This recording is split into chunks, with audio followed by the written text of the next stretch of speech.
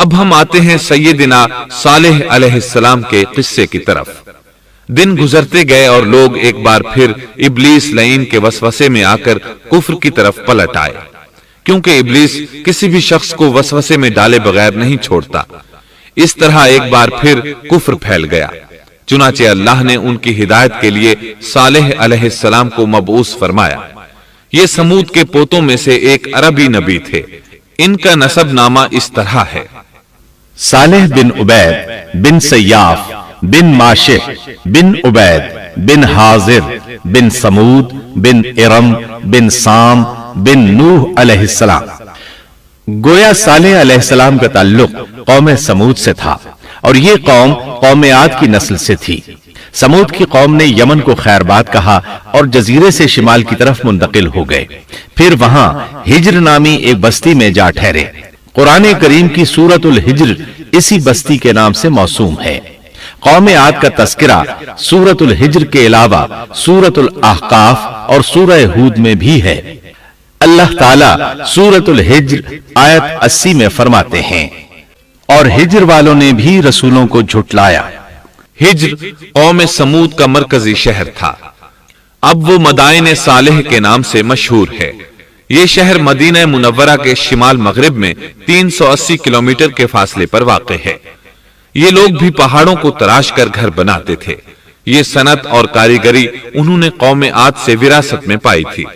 اللہ تعالیٰ سورۃ الفجر آیت 9 میں فرماتے ہیں، اور قوم سمود کے ساتھ کیا کیا جنہوں نے وادی میں بڑے بڑے پتھر تراشے تھے۔ قرآن مجید میں اللہ تعالیٰ ایک مقام پر فرماتے ہیں، اور ہم نے قوم عاد اور سمود کو غارت کیا جن کے بعض مکانات آپ کے سامنے ظاہر ہیں۔ ان کے مکانات ان کی تباہی سے لے کر اب تک موجود ہیں۔ شام کے راستے میں خیبر، تیماء سے تبوک تک قوم سمود کے آثار پائے جاتے ہیں۔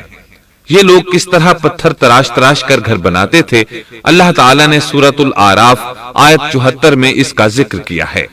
اس وقت کو یاد کرو جب اللہ تعالیٰ نے تمہیں قوم عاد کے بعد جانشین بنایا اور تمہیں زمین پر رہنے کا ٹھکانہ دیا کہ نرم زمین پر محل بناتے ہو اور پہاڑوں کو تراش کر ان میں گھر بناتے ہو۔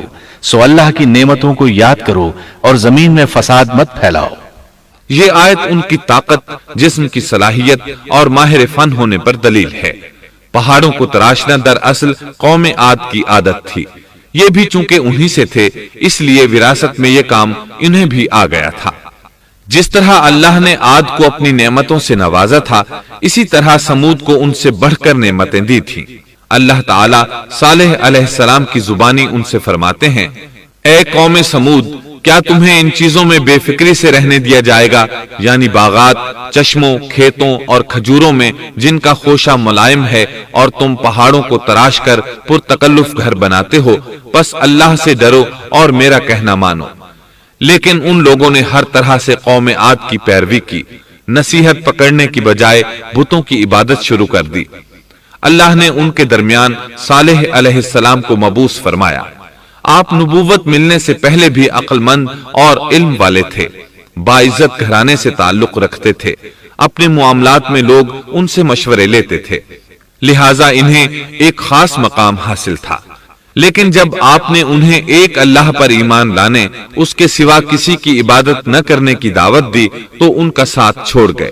جواب میں ان سے کہنے لگے، اے صالح، اس سے پہلے تو ہم تجھ سے بہت کچھ امیدیں لگائے ہوئے تھے۔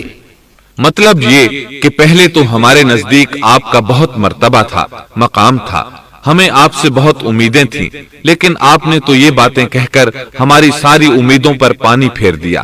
ان کے اس جواب کے باوجود صالح علیہ السلام انہیں اللہ کی طرف بلاتے رہے اور ان سے کہتے رہے، اے میری قوم، اللہ کی عبادت کرو، اس کے سوا تمہارا کوئی معبود نہیں۔ تمام انبیاء کی اپنی اپنی قوم کو یہی دعوت تھی کہ اے لوگو، اللہ کی عبادت کرو، اسی نے تمہیں زمین سے پیدا کیا ہے، اسی نے تمہیں زمین میں آباد کیا ہے، اس سے معافی طلب کرو، یقیناً میرا رب قریب ہے اور دعاؤں کو قبول کرنے والا ہے۔